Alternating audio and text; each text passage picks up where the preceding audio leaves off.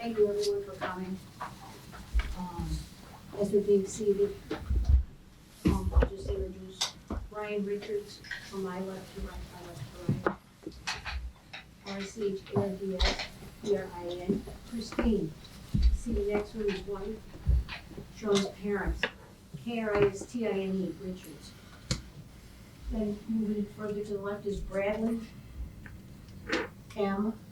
Cosgrove, C-O-S-G-R-O-V-E, Bradley, B-R-A-D-L-E-Y, partner at Clifford Law Offices. And on the end, another partner at Clifford Law Offices who will be there working on the case.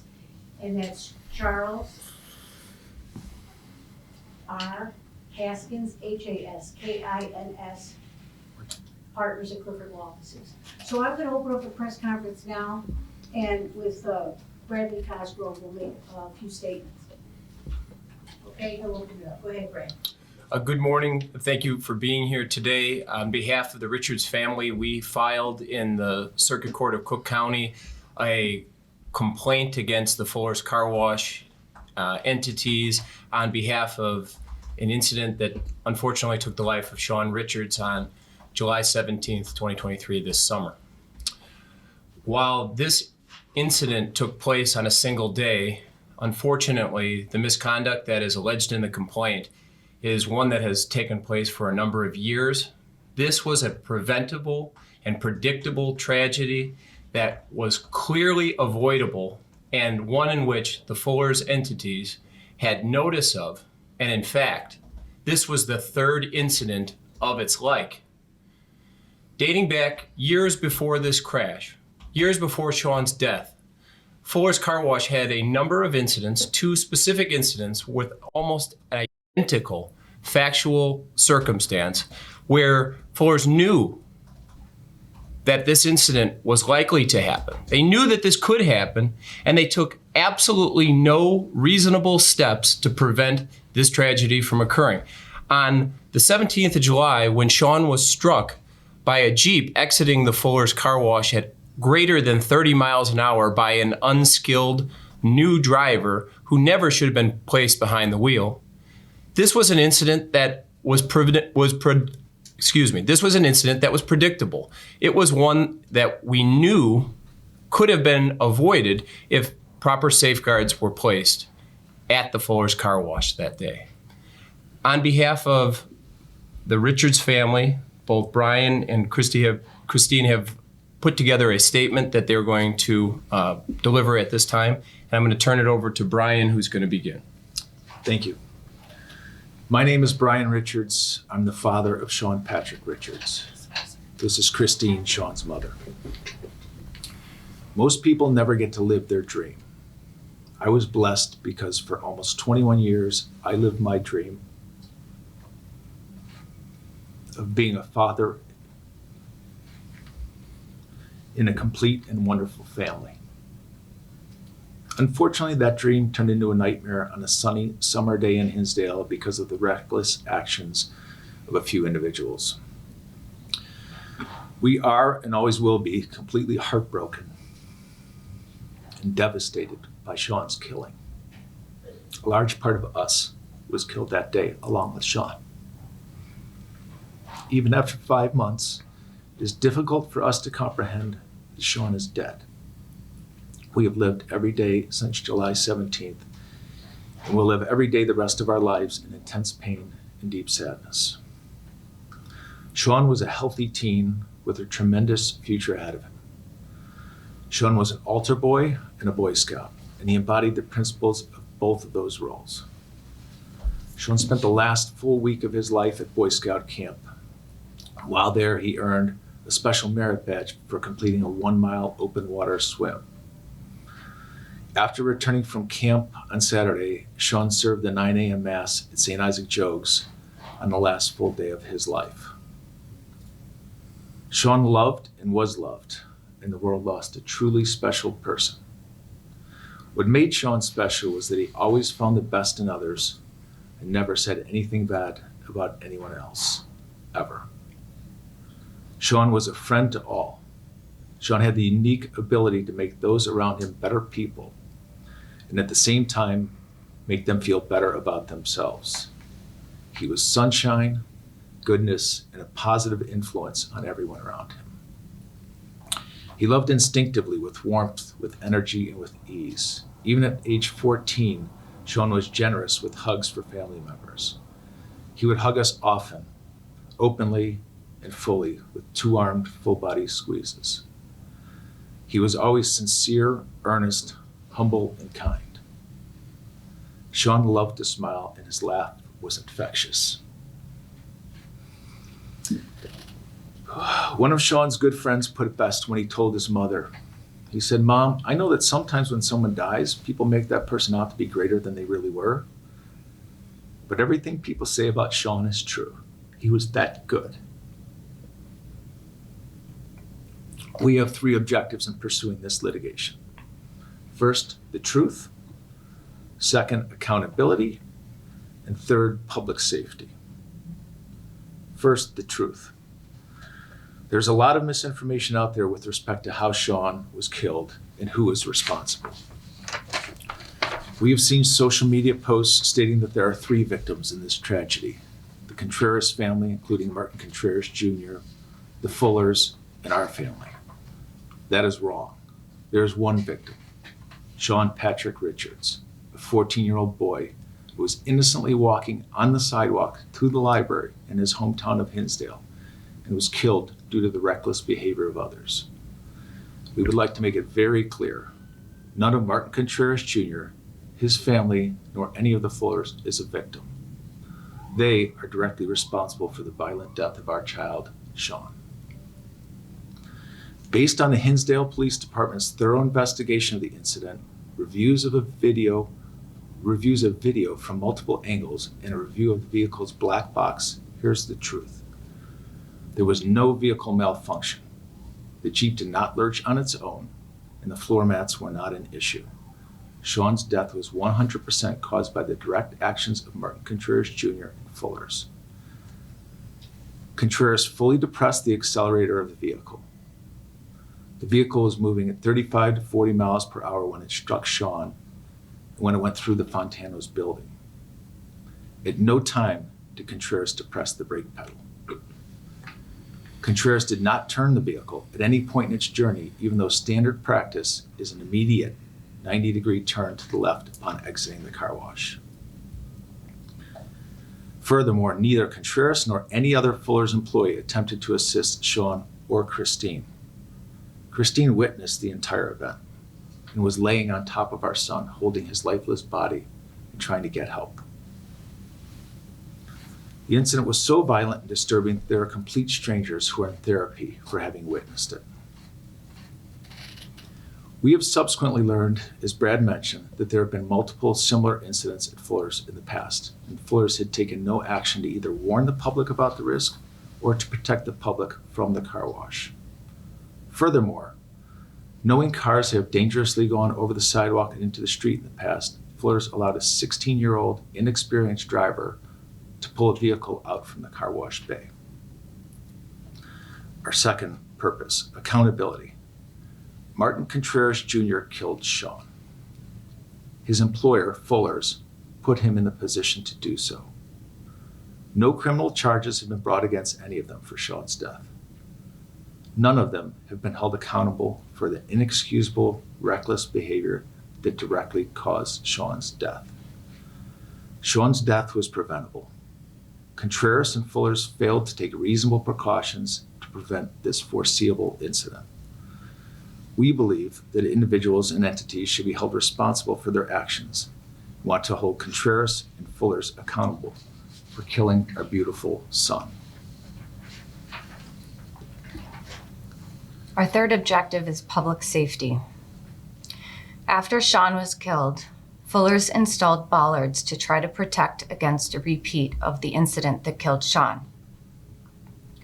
Why did it take our young son's death for them to take any action to protect the public, especially given their knowledge of prior incidents at this site? And even when they did install bollards, Fuller's did not do any work to determine whether the bollards would stop a car moving at over 35 miles per hour. The fact is, those bollards do not protect the public, even to this day. Fuller's Car Wash services hundreds of cars on many days, with porters jumping in and out of various makes and models of cars, sometimes driving against traffic on Lincoln Street. Given the prevalence of Jeeps and SUVs, which are very dangerous to anyone outside of the vehicle, and the ability of all modern vehicles to accelerate so quickly and powerfully, we do not believe that it is safe for Hinsdale to have a car wash in the downtown area that is very busy with pedestrians, bike riders, kids on scooters, and families with strollers.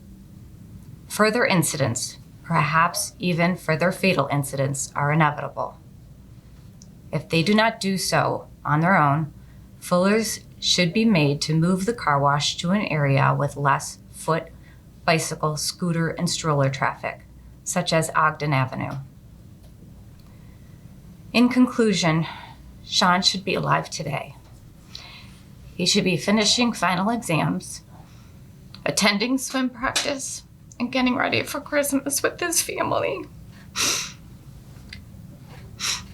Instead, he's dead because of the reckless actions of Martin Contreras Jr. and the Fullers. We want the world to know the truth about how Sean was killed. We want people responsible for Sean's death to be held accountable. We want to make sure that no other family has to go through the hell that we're living and will live the rest of our lives. May God bless Sean. Thank you very much. I know it was very difficult. And I don't know if there are any questions. Anybody here from the media? I know Brad had talked about the prior incidents as well. No, good. Yeah. Quick question, this might be a question for one of the attorneys. You talked about the 3 other similar incidents, 2 with almost identical circumstances. First, can you clarify, was that at this specific Hinsdale location? Yes. And can you just elaborate a little bit more about what happened, time, Sure. when that happened? So there was an incident that happened approximately 2 years ago where a vehicle came directly out of the car wash, went across the sidewalk, the same sidewalk where Sean was killed, and it crashed into a vehicle, T-boned into a vehicle that was parked there. A person was not injured because they were not in that location. However, the exact same factual scenario happened with a car out of control, went over the crosswalk and entered into the street and caused a crash. There was a prior instance as well that happened where another car went out of the car wash, accelerated, went across the street and crashed into a car that was parked on Lincoln and otherwise would have ended up in Fontano's subway or his sub shop had another vehicle not been parked on Lincoln that blocked it and there was a T-bone collision there. All 3 incidents happened at the exact same location with the exact same method and manner that happened on the day of Sean's incident. And then one quick follow-up to that. As you're aware, Fuller's will likely say, no criminal charges were filed in this. This is an awful tragedy. This was somebody who was of legal driving age, and this was an accident. What would you say to them? Say to them in regards to what? Their response to, this lawsuit. What I expect Fuller's to do in this case is to take responsibility for their actions, although they have not yet done so. I think a statement that there were no criminal charges would be improper because that's not what we're here talking about. We're talking about 3 different objectives for this lawsuit, and Mr. Richards specifically lined those out for us. Accountability, public safety is really the main issue that we need to have happen from our lawsuit, not from criminal charges, but from a standpoint of making sure that this doesn't happen again to another person. Did the police come to a final conclusion? I'm sorry, I just didn't double check. What have you been able to ascertain in your research or investigation? So our understanding is that the state's attorney has cited Mr. Contreras for a number of different violations. Those are currently pending in DuPage County, and he had his first court appearance in the beginning of December. There has not been a final adjudication on the merits of the citations that were issued against Mr. Contreras. Those are still pending, and I believe there's a subsequent court date scheduled in the immediate future. Okay, but you don't know the specifics of what the charges are? Do you know, what are they again?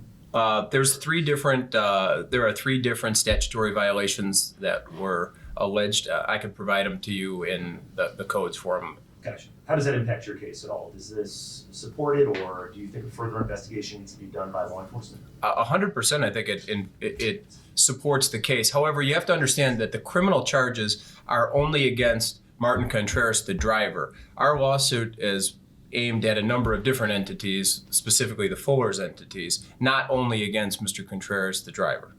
In your research, have you ever found, did anybody else bring this up? I mean, this was tragic, lost Sean, but did anyone else bring this problem up before in a lawsuit or anything that you guys have heard of? There are no other lawsuits that we're aware of. However, it is almost an absolute certainty that there were insurance claims for other incidences.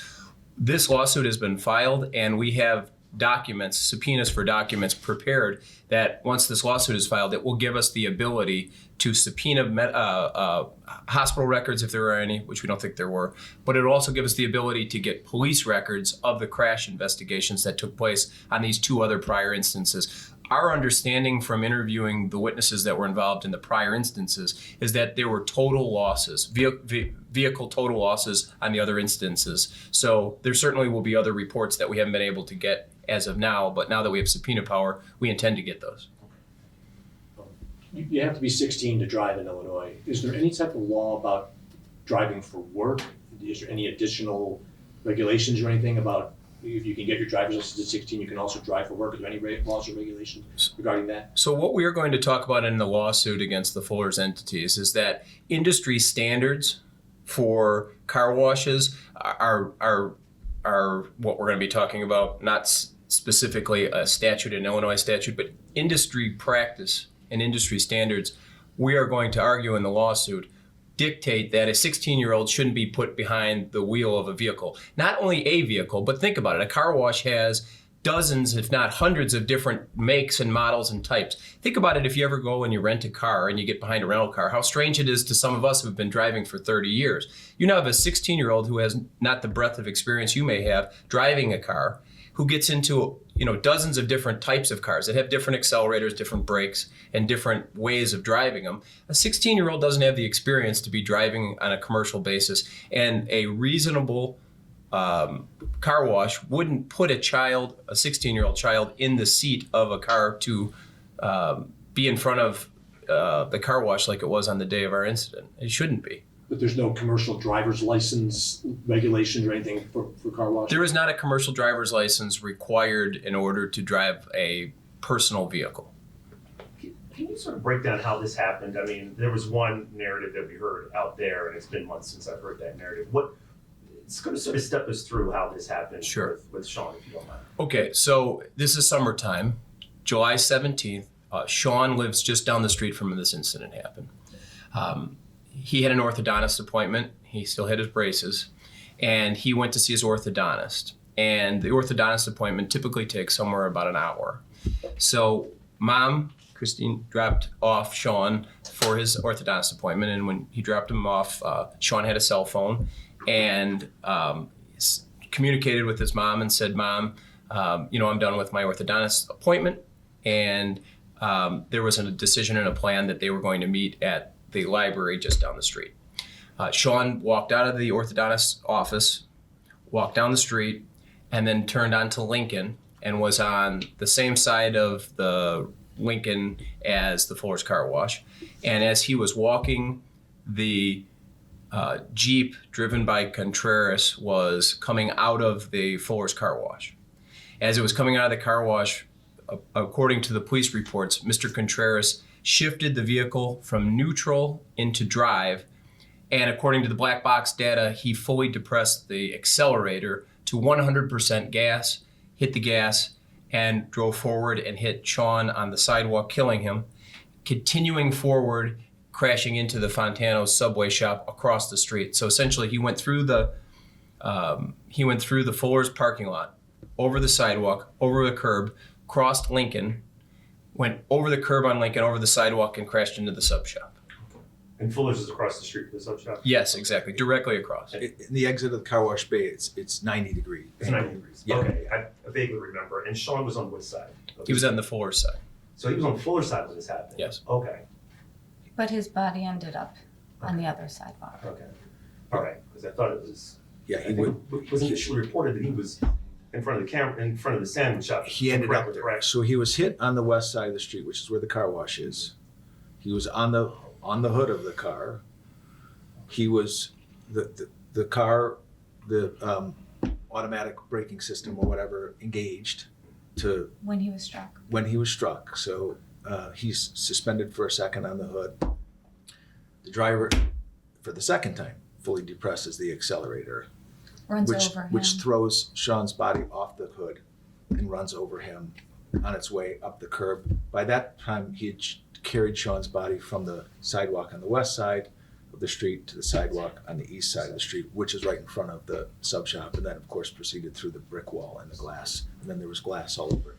Christine was on her way to meet Sean at the library and along the same path, saw him walking Before he got hit. before he got hit, and then saw, and this is in the police report, you can see, saw the car fly out like a bullet from her left, from the west, right in front, and lost sight of Sean in that, and was hoping that he was clear of the vehicle on the other side, and then realized that he wasn't. Got out of her vehicle and ran over to try to give him, check on him and give him comfort, and called for help. And initially thought it was like a terrorist attack, because why would a car be going that fast right across the street on a really 90-degree angle across the traffic? The car went all the way into the sub shop. I remember the video. Yeah. Thank you for the explanation. Yeah, we have, this is also being streamed live on Zoom, and we had some reporters who were asking a couple of questions. And it's maybe directed more toward Brad. Do you know how long the Fullers have, or perhaps you, the Richards, know, how long have the Fullers had the car wash there? It depends. There's been a number of different Fullers that have had ownership interest in the Fullers car wash. Our research has demonstrated, to the best of our knowledge, that the Fullers car wash has been at the location that it's at today for over 70 years. Did you say 70? 70. 70. And what kind of bollards are they? Were they metal, concrete that they put up afterward? Does anybody know the material that the bollards are made out of? Concrete. Concrete. Okay, and I think this has been addressed, but what specific safeguards should the Fullers have taken? It appears the sidewalk crossed a large entrance and exit. So I know that you addressed it in terms of moving the car wash altogether. It should not be in that location in terms of a safeguard. There's a number of different appropriate safeguards that should have been put in place to prevent this incident. First and foremost, we do not believe that Martin Contreras should have been allowed to be behind the wheel of the vehicle, number one. Number two, there's plenty of jobs that a kid could have at the car wash that you could put him in. You shouldn't be having them driving the vehicles. That's number one. Number two, many years before Mr. Contreras was ever put in a position to endanger the safety of those walking by, there should have been other safeguards that could have been put into place to make sure that there was a divider between the sidewalk where the incident took place and the exit from the car wash where it was. And there's a number of different ways that could be manufactured appropriately and safely. And we do plan during our lawsuit to prove to the Fuller's entities the appropriate and safe way that it should have been done. And it should have been planned by a professional. Yeah, there's outdoor dining in Hinsdale post-COVID, like there are in many towns. And all of the outdoor dining establishments have what they call jersey barriers, which are lower, heavier concrete barriers protecting the diners. At the very least, I would think a traffic engineer would probably recommend something like that to protect pedestrians and kids on bikes and strollers. Because obviously at the time of Sean's death, there was no protection. Nothing at all. Nothing Nothing at at all. all. Not even Not a even chain a link fence. sign that Not a said, warning watch, watch cars coming out, don't cross when cars are coming out, nothing. No yellow paint on the ground, nothing. Nowhere warning anybody that cars would be coming out. Yeah, and at where those cars come out, if you ever go there, it is literally an immediate 90-degree turn and it is a 90-degree turn at idle. That's the way the professionals who take their car out of there. It's not the driver, not the owner of the vehicle, it is an immediate 90-degree turn. So one of the many puzzling things here for us is why no turn? Why straight across? Why no? I'm sorry, do you have any other questions, sir? No, so it's attendants that take the cars out. It's- Yes, there's no correct. regular drivers. Correct. They don't have much space when they come out, right? None. They just That cross means- traffic and come out. You don't cross traffic. There's no traffic. Oh, there's no traffic. Yeah, you just come right Oh, out they in make a the right. parking lot. You just make a quick left Okay. as soon as you get right out of the car wash bay. It's a very tight space, which goes along Very with, tight space. which goes kind of along with what the Richards were referencing, that it's not an appropriate use of the property at the location. Judging by the fact that in the last several years, there were 3 incidents. I mean, 3 incidents, one incident where the cars were totaled, another incident where cars were totaled, another one where somebody was killed. I mean, that's not a coincidence that 3 bad events happen in a short period of time. I mean, this is something that was preventable and predictable, and no safeguards took place until weeks after Sean's death. And it's been there for how many years, you said? It's been there, but in different utilities and different operations. It's been a car wash for a number of years, but it's not always been the same equipment. I got you. I think it was a gas station. Yeah, it was a Right. gas station at some point. It was a service Okay. center. I didn't know it was Service a car center. wash. I thought it was a gas station. Okay. Yeah. Well, thank you very much. I know how difficult this was. Thank you. So, thank you. Thank you. Thank you. For now.